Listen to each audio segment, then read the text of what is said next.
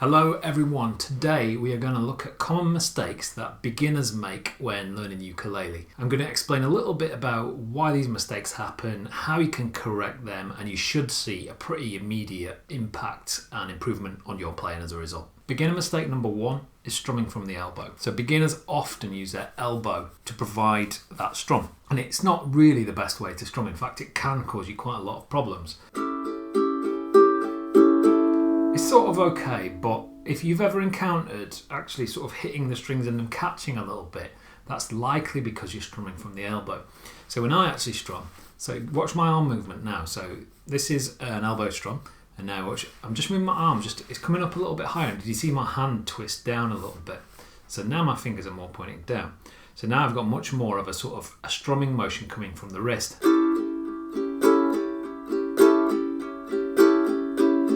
And I've got a little flick going on as well. And because of that, I've got a lot more control of my strumming now, and my fingers don't catch as much, and I also get a different sound from my up strums to my down strums, because my down strums, the nail is hitting the strings on the way down, and the back of my finger is hitting the strings on the way up.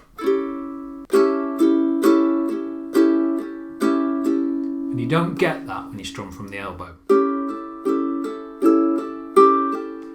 Quite an easy one to correct, it's all about the position of the hand. So it's all about relaxing the elbow, just lifting it up a slight bit and just letting that hand fall.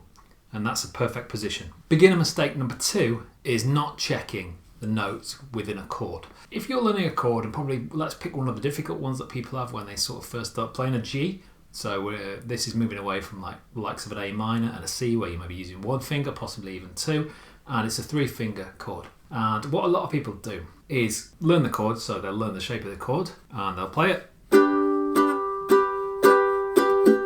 And it'll sort of sound okay, but it won't sound quite right, and that's because they're not actually checking that those notes are ringing out. So when you first start learning chords and you start playing them, every now and again just come back to that chord and pluck each string individually as you fret that chord, which I'll do now. So I've got my G chord on now. And you should be able to hear all the notes individually like I just did then. If you've got that chord fretted wrong, it will sound more like this. Did you hear the dead notes there? So just worth checking every now and again.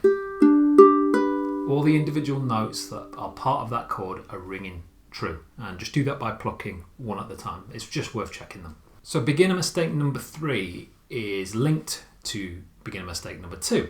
So it's not actually getting your chords sounding great. And one of the things I've noticed a lot of beginners do is they have their fingers quite flat on the neck of the ukulele. So rather than coming you almost want to be coming down directly onto the strings to get them fretted really, really well. And I quite often see people sort of laying their fingers flat. So my fingers are more pointing upwards than they are straight down to the neck. So that is often just a case of pushing your wrist forward a little bit. So if my fingers are flat like this, what will happen is my index finger will mute all the strings below it, my third finger here will mute all the strings below it, and so forth. So you'll get a lot of muting from fingers that are not actually supposed to be muting those strings. So just push that wrist forward and try and come down on the strings directly from the top, and you get much clearer, much better sounding chords as a result. Beginner mistake number four, probably one of my favourites and maybe the most difficult to actually implement, is not keeping your strumming arm moving.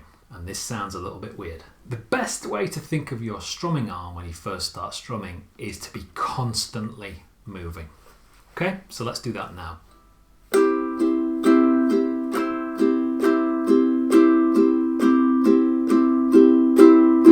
So that's quite a boring strumming pattern. I'm just playing down, up, down, up, down, up, down, up, blah, blah, blah, blah, blah. The best strumming pattern probably for me to demonstrate this on is down, up, down, up, down, up.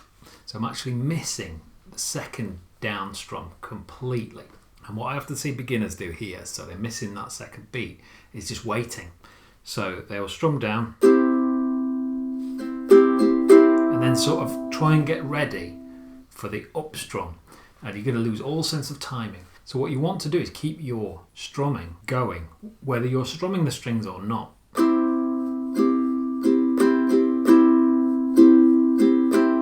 So you can can you see on that second strum down there, I'm mimicking the fact that I'm playing a strum, but I'm not actually strumming down.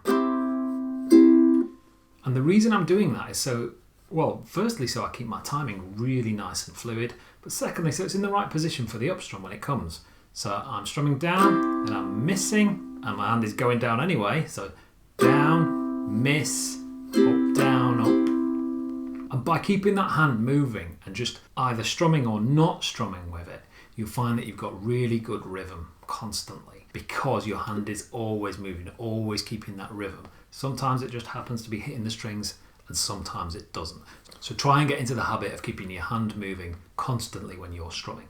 Beginner mistake number 5 is tensing up, and I'm still guilty of this, so I guess this is beyond the beginner mistake because I don't really consider myself a beginner anymore, but I still make this mistake quite a lot. When I'm playing something quite difficult, there's a tension that builds in my arms and I don't really notice it coming on.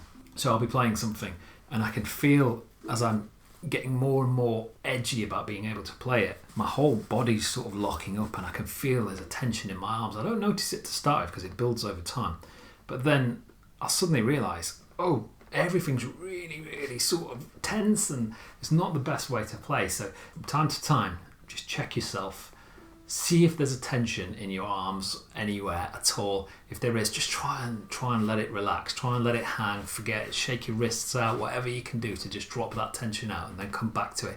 You will play far better when your body isn't tense than when you are, every single time. And the bonus tip for this lesson really is tapping your foot. And what you want to try and do is tap your foot on the beat of the song. So if you've got a strumming pattern that is down, down, up, down, up, on all the down strums, you're going to be tapping, even the ones that are not there. And that tapping of the foot is going to maintain your rhythm and keep you going really, really well. So I would highly recommend starting to tap your foot on the beat. Your playing will improve significantly and you will start to understand music better as well. And that's pretty much it for my beginner mistakes. So try and make sure you implement at least some of these. I guarantee that you will notice a difference in your playing. You will become a better player if you correct these mistakes 100%. It works every single time. Thanks for watching as always, and I'll be back soon with more lessons.